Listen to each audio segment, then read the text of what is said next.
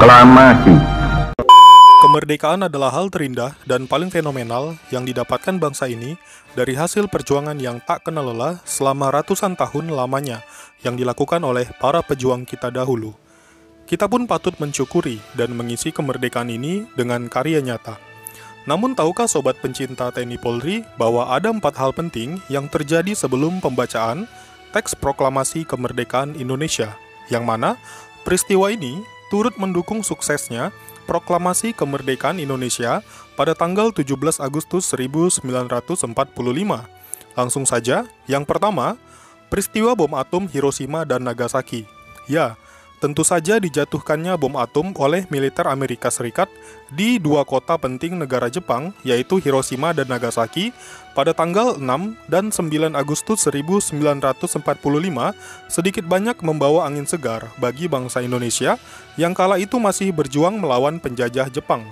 Tak pelak, mengetahui Jepang dalam posisi lemah dan dikabarkan telah menyerah pada tentara sekutu Amerika, tokoh-tokoh pejuang Indonesia mengambil momen ini untuk membentuk sebuah panitia kecil yang bernama BPUPKI yang bertujuan membuat persiapan awal kemerdekaan Indonesia dan selanjutnya membentuk PPKI atau Panitia Persiapan Kemerdekaan Indonesia pada tanggal 7 Agustus 1945 yang diketuai oleh Bung Karno dan Bung Hatta. Pembentukan panitia PPKI inilah yang membuat persiapan kemerdekaan Indonesia menjadi matang dan sukses. Yang kedua, peristiwa Rengas Dengklok. Peristiwa ini cukup menarik, di mana pada waktu itu, golongan muda seperti Sultan Syahrir, Wikana, Khairul Saleh, dan Sukarni sudah tidak sabar supaya kemerdekaan Indonesia segera diproklamirkan. Namun hal ini berseberangan dengan golongan tua yang memilih bersabar dan menunggu waktu yang tepat untuk memproklamasikan kemerdekaan Indonesia. Karena merasa tak puas, puncaknya, pada dini hari tanggal 16 Agustus 2020, golongan muda menculik dan membawa Bung Karno serta Bung Hatta ke Rengas Dengklok untuk meyakinkan sang founding father untuk segera memproklamirkan kemerdekaan Indonesia. Kaum muda ingin mendapatkan kemerdekaan dengan perjuangan sendiri dan bukan karena hadiah dari Jepang. Ahmad Subarjo pun datang ke Rengas Dengklok untuk menjemput Soekarno dan Hatta, serta memberi keyakinan kepada para pemuda bahwa proklamasi akan dilakukan tapi tak boleh tergesa-gesa. Ia juga menyebutkan bahwa proklamasi akan dilakukan pada 17 Agustus 1945, selambat-lambatnya pukul 12 siang. Menurut saya, tindakan golongan muda ini memang sudah tepat, namun bukan berarti golongan tua tidak bijaksana dan terkesan lambat. Namun terkadang perlu sikap tegas dan berani mengambil kesempatan, sebab momen lemahnya Jepang adalah saat yang paling tepat untuk memproklamirkan kemerdekaan, dan akhirnya golongan tua sependapat untuk segera memproklamasikan kemerdekaan Indonesia. Yang ketiga, perumusan teks proklamasi.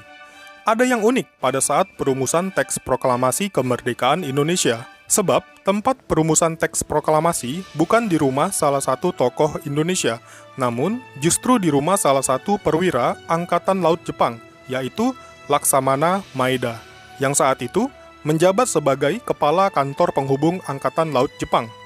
Teks proklamasi dirumuskan oleh perwakilan golongan muda dan golongan tua, yaitu Soekarno, Hatta, Sukarni, Ahmad Subarjo, Mbah Diro, dan BM Diah. Setelah itu, Soekarno memerintahkan Sayuti Melik untuk mengetik teks proklamasi. Dari awal rapat yang dimulai sejak dini hari pada 17 Agustus 1945, akhirnya baru diselesaikan pada pukul 4 pagi, di mana teks proklamasi selesai diketik dan ditanda tangani. Yang keempat, kisah Ibu Fatmawati menjahit bendera merah putih. Jelang kemerdekaan Indonesia, Ibu Fatmawati mendapatkan tugas untuk menjahit bendera merah putih.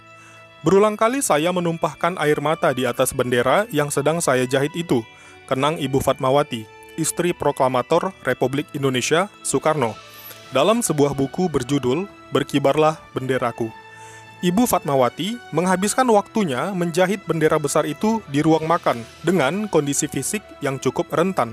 dikarenakan Ibu Fatmawati sedang hamil tua dan sudah bulannya untuk melahirkan Guntur Soekarno Putra, putra sulung pasangan Bung Karno dan Fatmawati. Namun, Ibu Fatma tetap memaksakan diri menjahit bendera merah putih. Ibu Fatmawati baru menyelesaikan jahitan bendera merah putih itu dalam waktu 2 hari. Bendera merah putih berukuran 2 x 3 meter itu akan dikibarkan pada tanggal 17 Agustus 1945 di Jalan Pegangsaan Timur 56, Jakarta. Bendera yang dijahit Ibu Fatmawati itu menjadi bendera pusaka hingga saat ini.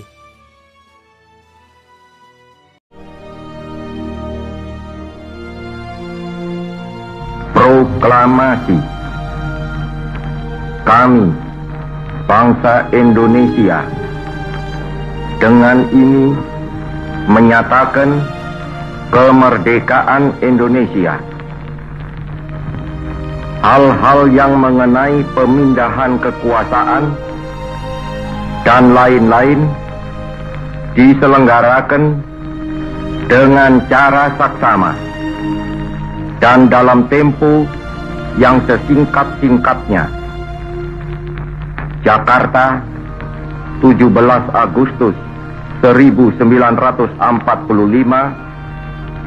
atas nama bangsa Indonesia, Soekarno, Hatta.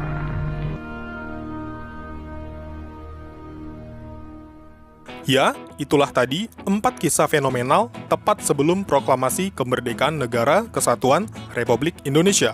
Salam Indonesia Jaya, Merdeka! Jangan lupa ya, klik like, subscribe, komen, serta share informasi ini agar makin banyak generasi muda Indonesia yang tahu sejarah kemerdekaan bangsa yang kita banggakan ini. Terima kasih dan sampai jumpa!